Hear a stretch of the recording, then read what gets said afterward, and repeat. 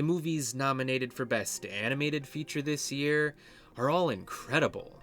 I thought Arco was my favorite animated film just a few days ago, but I definitely think that honor now goes to Little Amélie.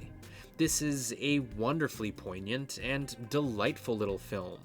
One that is filled with incredibly vibrant colors, absolutely gorgeous animation, and a surprisingly mature story. That story revolves around a mysterious 2-year-old girl named Amélie, a curious girl who develops a deep attachment to her family's housekeeper, Nishio-san.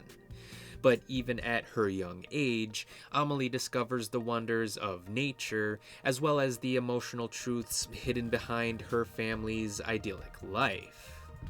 Yes, Amélie has a surprisingly deep understanding of the world around her, and her wild sense of curiosity does make for an engaging story.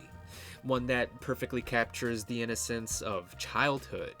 It even reminded me of my own childhood a bit. Not that I relate to being a foreigner in post-war Japan, but I did see a bit of myself in Amélie's characterization. I was also an observant child. I didn't speak my first words until I was 5 years old, which had my mother worried about me, of course, but I was definitely able to speak by then. I just chose not to. I was more interested in observing the world around me than I was in speaking about it, a trait that has stuck with me even after all of these years. But Amélie also reminded me of my friend's niece, who just turned 5 years old a few weeks ago. Because while we may not be related by blood, we share a bond that's not too dissimilar from the one that Amélie has with Nishio-san. We're family. She's way more outgoing than I ever was, but I love that girl with all of my heart. I would do anything for her, and it was nice to be reminded of that relationship here. So, Little Amélie is a tender little film about human connection, one that shows us how powerful bonds can form in the most unexpected places. Amélie Nothom's story is an incredibly heartwarming, sweet, charming, and delightful little one. And since I'm not familiar with her work as an author, I would love to see more of her novels adapted this way, especially since this is a visually stunning film. The animation here reminded me of other films from Cartoon Saloon, which isn't a bad thing.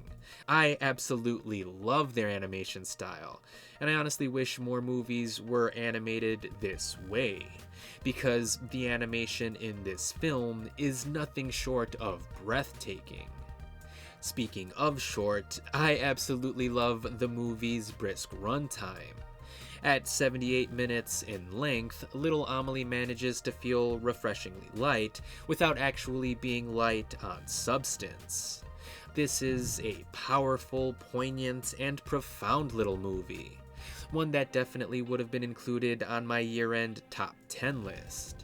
Because Little Amélie is one of the best movies of 2025, and it would definitely get a recommendation from me.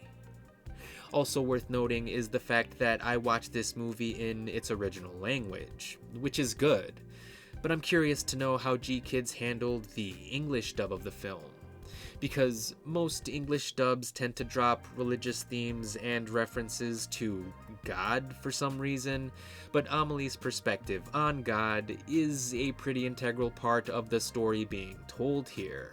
So I'd like to see what, if anything, gets lost in the English translation.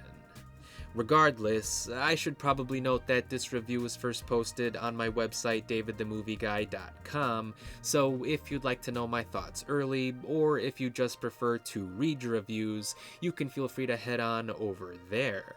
But be sure to let me know what you think of this film, and as always, thanks for watching.